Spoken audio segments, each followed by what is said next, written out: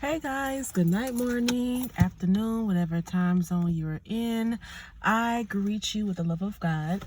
And we're gonna get into this word real quick and then I gotta go. Why does thing keep coming up like this? Focus, Makai, focus.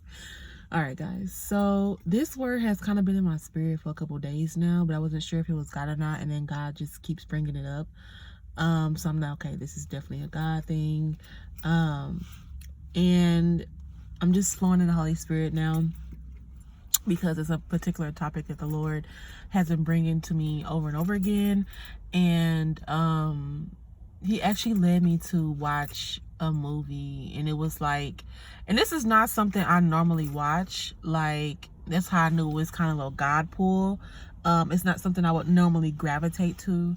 And the Lord had me watching like Esther the movie, right? So it was like, I forgot what it's called.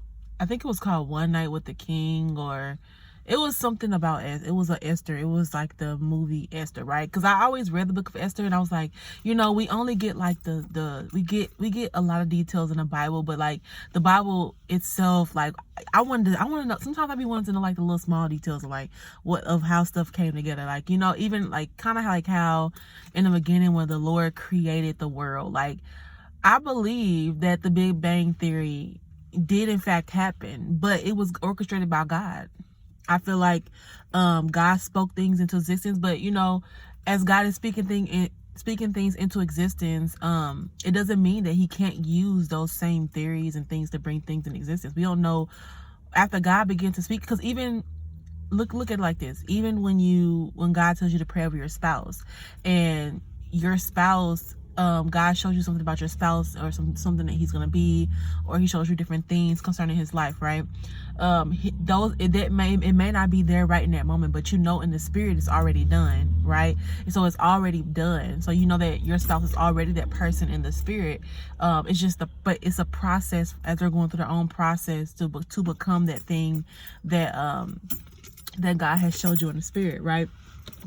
So it's kind of like that. And I be wanting to know. I sometimes would like to know like the small details in between. I just like that kind of stuff, right? It's fun to find that stuff out. Anyway, the Lord had me let me write this window down. The Lord had me watching this movie, and the movie was very insightful, and he kept bringing up this one particular part. He kept bringing up this one particular part in the movie, and it was a part in the movie where Esther would go and read stories to the king. So this is before like she even started to date the have do what grown folks do with the king, right? And in the dream, not in the dream, god dang it, sorry y'all, I was distracted. Let me roll my window back up because I was getting distracted by people around. People outside of me. And in the movie, y'all, she would go and read to the king. If you've seen the movie before, you kind of know what I'm talking about. She would go and she would read to the king, and after she would like read to the king, she would go back, and the king would ask her questions about the different characters. So she was basically telling the king about stories of where she came from, stories about the Bible stories, right, of different people that was in her lineage, right? And the king would ask her questions, and he was very fascinated about her, but she didn't know what he was thinking, right? And then he didn't know what Esther was thinking, right? So they're both not knowing what each other think, right? So Esther's assuming the worst, like, oh, what if he doesn't think this about me, and what if he doesn't think that about me, and this and that. And then the king, on the other hand, was doing the same thing. He was just like, does she really want to be with me, and different things. Like, they both were going through this, is this person thinking good thoughts towards me? Which brings me to the title of this word: your spouse thinks good thoughts about you. Now, I know you guys talking about, well, you don't know what my spouse has said to me. You don't know what my kingdom spouse has said to me. And granted, maybe you guys said some things that weren't very nice to each other. Maybe you guys exchanged hurtful words. Maybe that person said some things to you, but things have changed. They have changed. They think good thoughts towards you, right? The Lord has been the Lord has been speaking to these people. The Lord has been loving on these people. And even you, like, you once didn't think probably the best thoughts about your kingdom spouse either, right? And now the Lord has changed you. The Lord has shifted and changed how you think about your spouse and how you think about them, right? Because a lot of times the Lord couldn't bring stuff together is because he had to clean up those thoughts. He had to clean both of you guys up so that when he brings you guys together, it's a lasting marriage. It's not something that is temporary, right? Or even if you are already married, the Lord wants to bring you and your spouse back together permanently, right? He wants to bring you guys back to where it's not going to be another separation, to where it's going to be a lasting effect. You know, he doesn't want to just do something that's temporary, right? The Lord killed all of Pharaoh's and his henchmen because he literally allowed them to chase the Israelites all the way down to their demise. And when the Israelites look back, all of their enemies were wiped out by the Red Sea. So the Lord could have very well killed all of them there and then with the plagues, right? But he allowed them to chase them so that they could go through the process of having their enemies completely annihilated. All right. And the same thing is with your spouse. Like, the Lord kept you guys separated so that he could clean you up, and so that maybe when you come together, you're not easily offended, right? Because you trust that this man has changed. God has changed this person. This person is not seeking to intentionally hurt me. This person is not seeking to do things out. I'm not saying that person's going to be perfect, right? You guys are going to have your moments. It's two imperfect people coming together in God's perfect way, right? Because in God's eyes, it's his perfect way of doing things, right? And the Lord wants you to know that they have changed. They have changed. You have changed. And when God brings this together, you're going to know how to talk to him. You're going to know how to protect his feelings and guard his heart, right? He's going to know how to protect you and love on you properly, right? And you guys will be able to come together and represent God in a good way. Not perfect way, right? A good way. So that man has changed, right? You have changed. Just a lot of us have went through the process, right? Depending on what season you're in, right? A lot of you are either in the process, going in the process, coming out. It's everybody's in a lot of different ways, right? I can't pinpoint what season you're in. That's between you and the Lord. But what I can pinpoint is what the Lord has been speaking to me. And what he's been speaking to me is your spouse thinks good thoughts towards you. And he's been saying this for a while now. Like, so you don't have to think that, oh, what are my spouses thinking? It's like, no, your spouse is thinking good thoughts towards you. You don't have to overthink it and like, oh, what if they're thinking about the things that I said? No, like, when I think of my spouse, y'all, I don't think of the things that were said in the past. Half the stuff I don't even remember. Like, the Lord has literally wiped it clean. And it's like, even if I did remember, I wouldn't care to really replay it or ponder on it. Like, more than anything, I think about the excitement of one day being with him, right? I think about that excitement of creating new memories. I think about the excitement of our marriage and our honeymoon phase and going through all those things, like, and not necessarily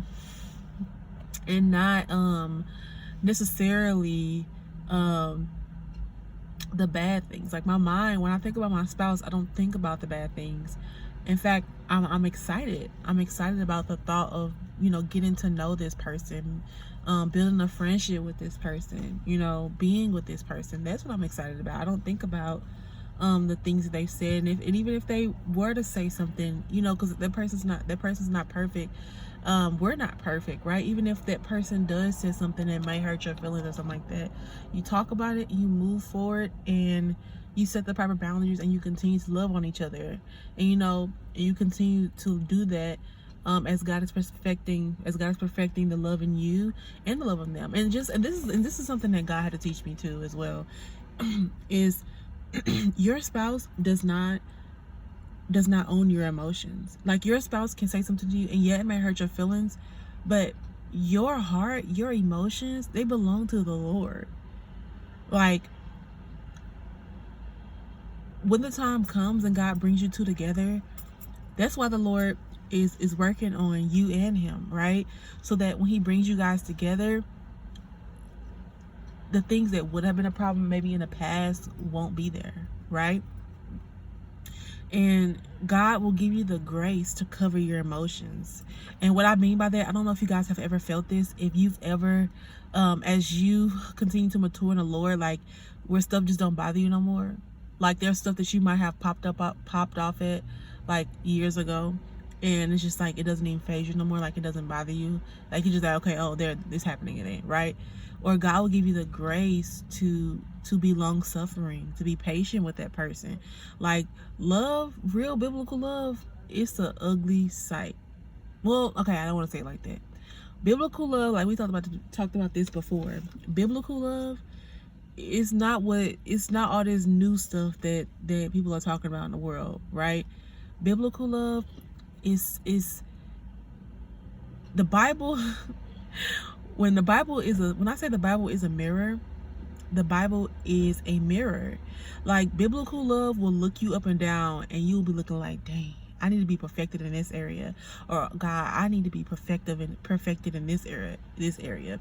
The Bible should be a mirror, right? And so a lot of us have been staring, including our spouses, a lot of you guys have been staring in that mirror, allowing God to perfect that love. Like, so when that person does hurt your feelings, or even not even, let's go to far and say, not even your spouse, right? The church. I have some of my worst experiences have been with people that were in the church. They were supposed to be men and women of God, and those have been some of my worst experiences. But at the same time, like, it didn't stop me from loving God, because at the end of the day, I wasn't going to church for the people. At the end of the day, I wasn't going to church for it was birthday. I wasn't going to church for necessarily the people, right? I was going for fellowship with God, to worship, to be with God. Church, when the Lord, yeah, you might be hurt at first, right? But the Lord healed me, and I was just like, you know what, Lord, I'm not letting nobody keep me from corporate worship. There's something about corporate worship. I'm not letting anybody keep me from you, from hearing a word from you. I'm not gonna let in that season when I was going to the church I was going to, the Lord had to show me, like, yeah, there are people here that are quote unquote Christians, but they're not, they're not necessarily representing the Lord well, right?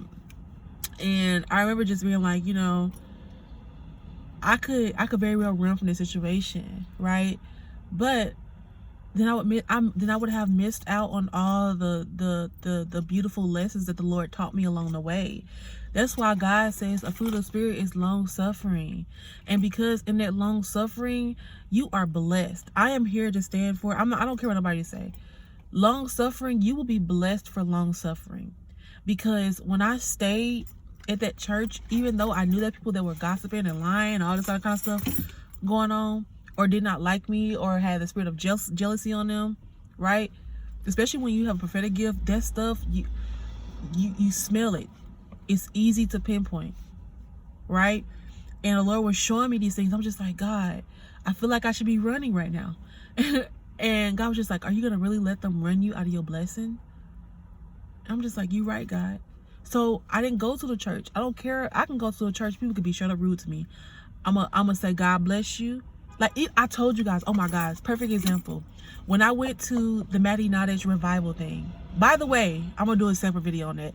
By the way, if you're in Atlanta area, she's coming back my birthday weekend. Turn up, woo woo. She's coming back. It was literally because I was praying. I was like, God, please bring her back. I would love to worship, because I'm telling y'all, the presence of God was so strong. I mean, as soon as you walk into the place, you could feel the presence of God so heavy in the place, because people, they pray before they start anything, which is amazing. They coming back, and it's my birthday weekend, and I was like, ooh, I already told my job. I said, listen, they're gonna have to find somebody, because I'm not the good thing is my boss super cool, and she already know how I be in the church, so she respects that, and she was like, all right, I got you. So I already got it set up to where my birthday weekend I might go out for dinner and, you know, put my heels on and look cute, because, you know, I still like to do stuff like that. But I mean, I don't drink nothing like that, so I'll just maybe go out and, you know, just eat a nice meal.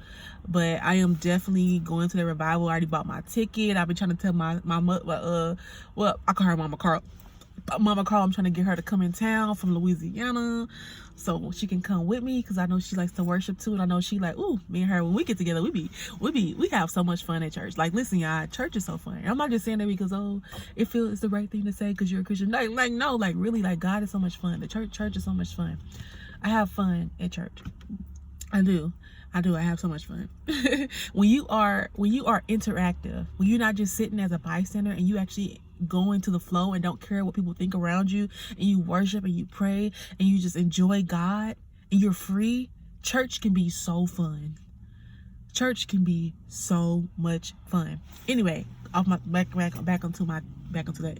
By the way, if you want to go, I'll make a separate video and I'll put the link to the registration, because that's actually the church, the church that I'm under right now. That's currently the church that the Lord has me under right now, growing in my giftings and growing in my understanding of His voice, it's just an amazing church. It's an amazing woman of Apostle Edison and Apostle Maddie Nadish. Like they're just great stewards of what the Lord has given them, and I admire them so much. It's not more of an idolatry thing. It's more of when God has place somebody in your life for you to steward over you as a sheep, and they're good at what they're doing, you go to appreciate, especially if you've been under leaders, and especially if you have bad experiences with that, you grow to appreciate the good ones, and it makes you want to pour into them. It makes you want to be a good sheep, right? And it makes you want to do better because they have loved on you so well. And that's how it really feels. Anyway, back onto what we were talking about. But your spouse thinks good thoughts about you. Oh, and so, okay, now I remember where I was going. Sorry, y'all. So when I was at Maddie Notter's thing, I had this lady behind me. I walked past this one older lady, but there was no other way into my aisle. So I asked her, I said, can I get past you? And I said, and I apologize. I was like, I don't want to have to make you get up, but this is the only entrance into our aisle, right? And I would never be able to get to my seat. Had I not asked her, right? I wasn't trying to be rude, but this lady behind me started saying, why would you tell her to get up and this and that, and you can go around. Keep in mind, y'all, there's no other way into my lane. If I would have went around, I would have went in front of the camera and stuff like that, and I knew they were taping, so I didn't want to do that, right? We couldn't get past her because all the wires and stuff. I didn't want to do that. And the lady behind me said, she started going off on me and this and that, and I automatically knew this is the enemy. He's trying to steal my joy, because I was in the middle of worship and prayer. I was just deep in it. And I knew that this was an attack of the enemy, because I said he wants to steal something from me. He wants me to get mad, lose my joy, stop worshiping. And I said, I rebuke you in Jesus' name. I didn't rebuke the lady, but I rebuked it while I was praying. I said, you ain't finna steal my joy. You ain't finna steal my gifting. Not my gift. You ain't finna steal my what I came here to get. So you can go. And I got exactly, the Lord told me I was gonna get exactly what's coming to me. And I got exactly what was coming to me. I was able to get my deliverance in Jesus' name, and I was happy. I was happy. Okay, listen, nobody gonna stop me from getting what God has for me, period. I get really, listen, I came here to worship. I don't know what you came to do. You can argue with yourself. I'm not here to do that. But the Lord, so what happened was, y'all, the Lord gave me a vision. The Lord gave me a vision that she was going to get touched and she was going to start going through deliverance, right? So I said, she going to be delivered, watch. And I told the lady next to me, the lady next to me said, some people don't want to be delivered. And I just, shook it off. Even the lady that got up, she wasn't even mad. She said, baby, don't listen to her. She said, I'm fine, baby. Don't mind her. Even the lady was like, baby, don't let her, everybody saw what was going on, right? And she just picked on me out of nowhere. I was like, what? I said, okay, whatever. I know what this is. I know what the devil doing, right? And I didn't get upset with the lady. I just told her, I think I even told her, God bless you. I didn't mean any harm. And I did. I'm the type of person, I apologized to the lady. I said, I'm sorry, you know, I didn't mean to make you get up. And she told me, baby, don't worry about it. She said, listen, I'm not tripping off that. She said, you ain't had no other way. Like, even the lady understood, right? But I apologize just to make sure that, you know, the lady wasn't offended by me asking her, may I get past you just a little bit? Because I couldn't get past, right? And she wasn't even tripping. And then God gave me a vision that this lady was going to go through deliverance. And I kid you not, y'all, that we start moving the chairs, and all of a sudden, what happened? She got touched, and she started rolling like a snake, y'all. She started rolling like a snake, and when that snake came out of her, she looked at me, and she said, and she said something. She looked at me, she got up, and she hugged me, and she was crying, and I said, I know. I said, you're good. I said, you're good. Listen, we all going through some type of healing. Listen, and she just hugged me, and she said, you know, she basically, it was her way of saying sorry, right, for going off on me earlier. But God had shown me that she was going to go through, that she was about to go through deliverance, right? Because some people are not naturally like that. They're just they need deliverance, right?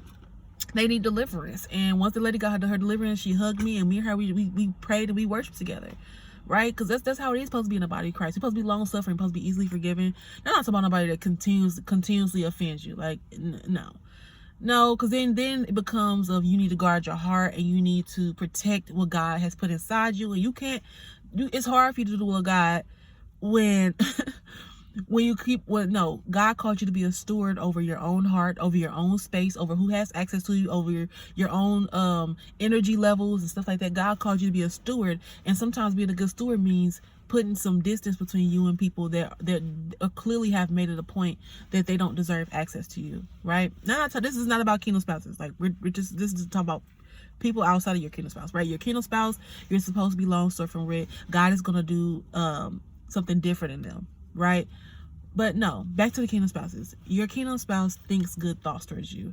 If there are any prodigals that are listening, I don't want to call you prodigals, because you guys are not prodigals. That was once who you were. That's not your identity. That was maybe that prodigal describes a state that you were in. I was once a prodigal too. I once had a prodigal season, right? Well, if you were in a prodigal season and you're coming out of that, or you was in a prodigal season at a later state, and now God is bringing you back to your person, like, your spouse thinks good thoughts towards you. Your spouse is not like that. Your spouse is not angry with you. Like, and then to know what season you're in, because I don't want you to reach out to that person and that person is still in their healing process, right? Because before God could start to stir that love for my spouse again, I had to go through healing. I had to let a lot of stuff go, and I had to mature in long suffering. I had to mature in the fruits of the spirit, so that when God did bring us together, I'm able to love this person. I'm not doing tick for tack. I'm not being petty. I'm not, right? Because love is not fun when you're like that, right? I don't want to have nights where me and my spouse can't sit there and talk things out and we go to bed mad at each other. Like, one of the biggest things that I've asked a lot of older people who have been in relationships, I said older, is that bad? Elderly people who have been in, I'm sorry if I offend anybody. I promise that's not my goal. I've talked to a lot of other people who have been married for a very long time, and they always told me that, that don't go to bed mad. I've heard this time and time again. It's a recurring thing. Don't go to bed mad. I don't want me and my spouse to go mad at each other, me and petty, and I'm not gonna say sorry first. Like, no, forget it. Like, if I have to say sorry first, whatever, so be it, right? Because I don't want to give the enemy no room in our marriage, right? I don't want the enemy to have any leeway in our marriage. I want us to have a friendship where we can talk, we can disagree and just let things go, or just come back to it, but not to go to bed mad, not to sleep in different beds. Like, no, there won't be no go to the couch. Like, no, you're not gonna sleep on the couch. We gonna work it out, and we gonna sleep in the same bed. Like, what? You know, it is funny. It's funny to see that kind of stuff, like in the movies and humor, like, right? But like, no, like, your spouse should always be in the bed with you. Your spouse should be sleeping on the couch, right? Like, no. Like, even in the book of Hosea, like, God did tell Hosea to abstain from having sex with his wife at that point in time, but they still slept in what he do, put her outside? Like, no, he brought her into the house, into their home, and she slept in the home. They just didn't have sex, right? But your spouse thinks good thoughts towards you. Get in the mindset now, so that when God brings your spouse back, you're not thinking that, oh, this person said this to offend me, oh, this person said this to hurt me. Like, no. Or even if that was the case, like, God says keep your mind on things that are above and pure and worthy of praise and holy. Like, God tells us to renew our mind, to keep our mind on those things. And when you keep your mind there, it's very hard for you to assume the worst, that your spouse is thinking the worst, that people are thinking the worst about you, because it's not true. That's so not true. Like your spouse, like my spouse, when I think about him, I get excited. It makes me feel like a high school girl with a crush. And it's so weird. It's so weird because there's things I felt about this person that I've never felt with anybody else. There's things that happen to me physically. And I'm not talking about like nasty, nothing like that. I'm talking about like legit, like I would feel like these butterflies, and I thought that stuff was only in the movies. Like I thought that stuff was like only, I've never had that feeling with nobody else before. I don't know, like I know I've been in love before, but I was like, I've never felt something like this. And God was just like, because it's me. Daughter, this is not what you used to, baby. This is a God thing. And I'm just like, whoa, okay. This is kind of cool. Like, this is kind of lit. All right. Okay. Is it always going to feel like this? Oh, okay. I can do this. This is nice. Right.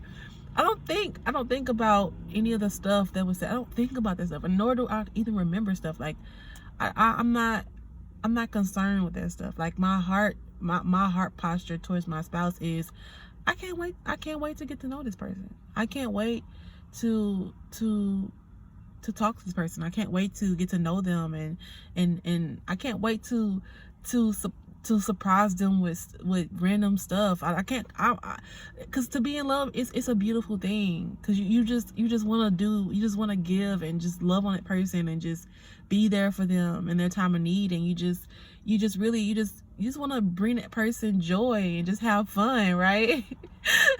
Like all the dreams that I would have about my spouse, we would always have so much fun, and I look forward to just laughing about stuff, just having fun, cracking jokes. Like I look forward to that. I just feel so much joy right now.